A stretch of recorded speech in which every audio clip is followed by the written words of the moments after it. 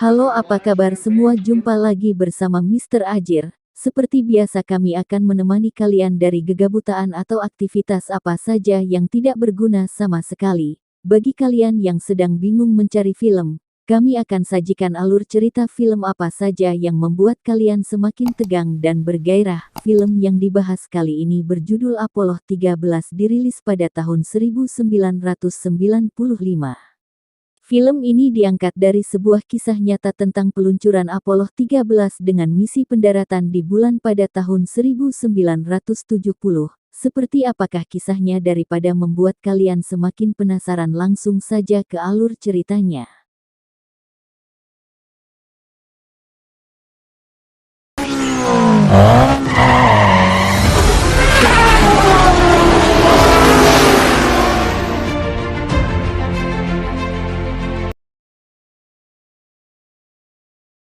Diperlihatkan seorang pria bernama Jim Lovell beserta teman-temannya sedang menyaksikan peluncuran Apollo 11 pada tahun 1969 yang diawaki oleh Neil Armstrong. Pada masa itu Neil Armstrong berhasil melakukan pendaratan di bulan. Keberhasilan Neil Armstrong mendarat di bulan membuat Jim juga astronot di NASA jika ingin melakukan mendarat di bulan. Dia mengenang pengalamannya mengitari bulan dengan Apollo 8 namun tidak mendarat sampai di sana. Berapa bulan kemudian dia mendapat tiket VIP tour untuk berkeliling di pabrik pesawat NASA. Pada kesempatan itu pula komandan tim yang bernama Dave Sletten menugaskan Jim sebagai abang Apollo 13 dengan misi pendaratan di bulan. Hal ini dikarenakan alan kru Apollo 13 mengalami infeksi telinga. Mendengar hal itu sangat senang karena dari dulu dia sangat ingin mendarat di bulan. Perlu diketahui Jim sebenarnya persiapkan sebagai kru Apollo 14. Setelah mendapat tugas itu Jim langsung menggelar latihan terbang bersama dua temannya yaitu Ken dan Fred, guna menghadapi misi pada 6 bulan mendatang. Namun demikian istri Jim yang bernama Marilyn mengalami mimpi buruk tentang Apollo 13. Kekhawatiran Marilyn bertambah ketika mengingat angka 13 sering dikatakan sebagai angka sial. Tak hanya itu, keganjilan demi keganjilan juga dialami Marilyn dan Jim seperti mobil yang mogok secara tiba-tiba hingga beberapa kali. Selain itu beberapa hari menjelang peluncuran salah seorang kru Apollo 13 bernama Ken mengalami gejala cacar air sehingga harus diganti oleh kerucut dengan yang bernama Jack Swigert. Pada awalnya Jim menolak jika Ken harus diganti karena mereka sudah latihan bersama cukup lama, namun akhirnya menerima karena waktu yang sudah mendesak dan jika tidak setuju maka misi Apollo 13 terancam dibatalkan. Kemudian Jim, Fred dan Jack kembali melakukan latihan namun karena jelek belum cukup pengalaman maka latihan harus digelar berkali-kali. Hingga malam peluncuran pun tiba, para keluarga diberi kesempatan terakhir untuk bertemu dengan para kru Apollo 13. Namun Marilyn tak tampak di sana karena harus menjaga anaknya, tapi tiba-tiba Marilyn datang menemui suaminya. Keesokan harinya pada tanggal 11 April tahun 1970 adalah hari peluncuran Apollo 13. Direktur proyek yang bernama Grant Nekrans memberikan izin Apollo 13 lepas landas dari Florida. Sementara itu dirinya bersama kru lain memantau dari pusat kontrol yang bertempat di Houston.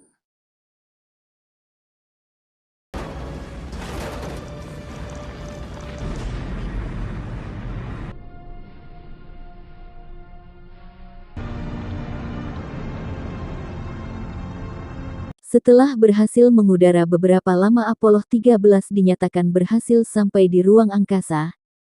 Semua orang tanpa senang dengan kabar tersebut, namun berbeda dengan Ken yang bersedih karena tidak jadi mendarat di bulan. Di ruang angkasa para kru Apollo 13 melakukan berbagai langkah seperti menyambungkan berbagai modul dan peralatan untuk misi pendaratan di bulan. Pada tugas ini Jack menyelesaikan tugasnya dengan baik dan semua persiapan hampir selesai.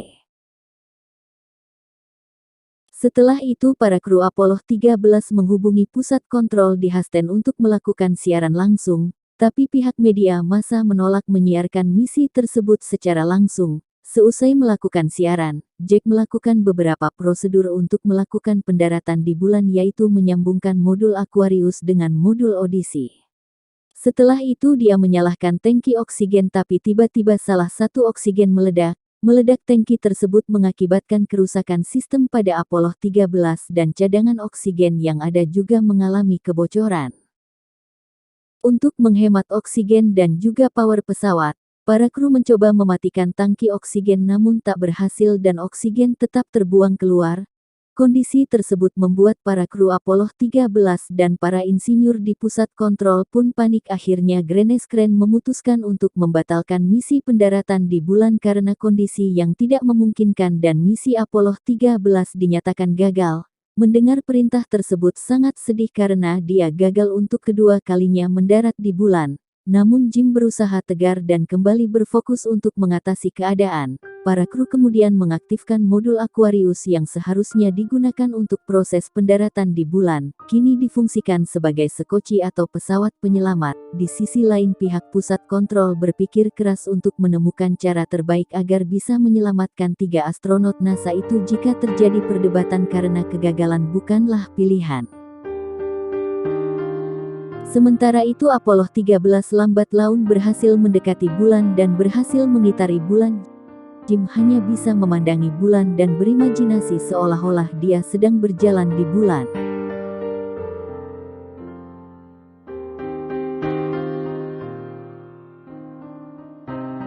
Tak lama kemudian dia tersadar dan kembali berfokus untuk mengarahkan Apollo 13 kembali ke bumi. Namun sayangnya tenaga yang dimiliki Apollo 13 tidak cukup untuk sampai ke bumi.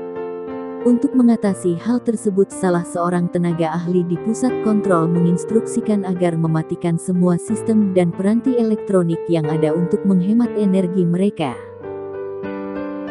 Namun tindakan itu membuat suhu di Apollo 13 tak terkendali. Di saat genting tersebut Frank dan Jack terlibat cekcok karena kesalahpahaman. Untungnya hal itu dapat segera diredam oleh Jim. Selanjutnya masalah lain kembali muncul karena kondisi yang sangat dingin dan kondisi yang berbeda dengan bumi menyebabkan Frank mengalami infeksi saluran kemih. Tak hanya itu karbon dioksida atau CO2 juga semakin meningkat. Untungnya para kru berhasil menurunkan kadar CO2 dengan peralatan yang ada. Kondisi yang dialami oleh Apollo 13 disiarkan oleh media Amerika yang tentu membuat panik para keluarga astronot dan warga Amerika. Kemudian untuk mengatasi kondisi yang semakin genting membuat pihak pusat kontrol memanggil Ken dan Insinyur Aaron untuk melakukan simulasi guna menyelamatkan mereka. Ken dan Insinyur kemudian mencari cara untuk menyalakan modul ODC namun dengan energi yang kecil. Sembari menunggu mereka mencari cara yang diperintahkan oleh Insinyur Aaron untuk mengarahkan Apollo 13 menuju ke bumi karena berdasarkan pemantauan Apollo 13 malah menjauh dari bumi. Jim kemudian berusaha mengarahkan Apollo 13 ke bumi dengan hanya melihat ke jendela karena semua peralatan elektronik dimatikan untuk menghemat energi dan untungnya langkah itu pun berhasil.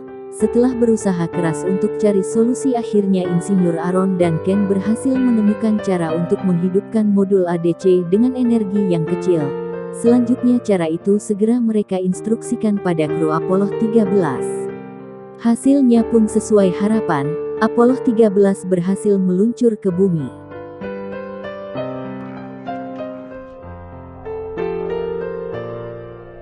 Namun tampaknya masih ada yang masih belum selesai karena mereka masih harus melewati atmosfer bumi yang suhunya sangat panas. Banyak pihak yang khawatir jika Apollo 13 tak mampu melewati atmosfer dan terbakar karena pesawat itu dalam kondisi trouble. Selama 4 menit melintasi atmosfer Apollo 13 terlihat di langit Amerika dan berhasil mendarat dengan selamat di Laut Pasifik Selatan. Para astronot itu kemudian disambut seperti pahlawan karena berhasil melewati masa kritis di ruang angkasa. Selanjutnya Apollo 13 disebut misi kegagalan yang sukses karena tak berhasil mendarat di bulan namun berhasil kembali dengan selamat. Seperti itulah kisah tentang peluncuran Apollo 13 dengan misi pendaratan di bulan pada tahun 1970.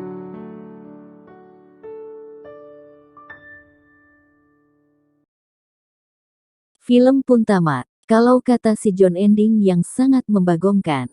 Terima kasih sudah menonton video ini. Jika kalian mau nge-request film silahkan komen di kolom komentar di bawah. Dan jangan lupa tekan tombol like, share and subscribe dan jangan lupa nyalakan loncengnya agar kalian tidak ketinggalan video baru dari kami.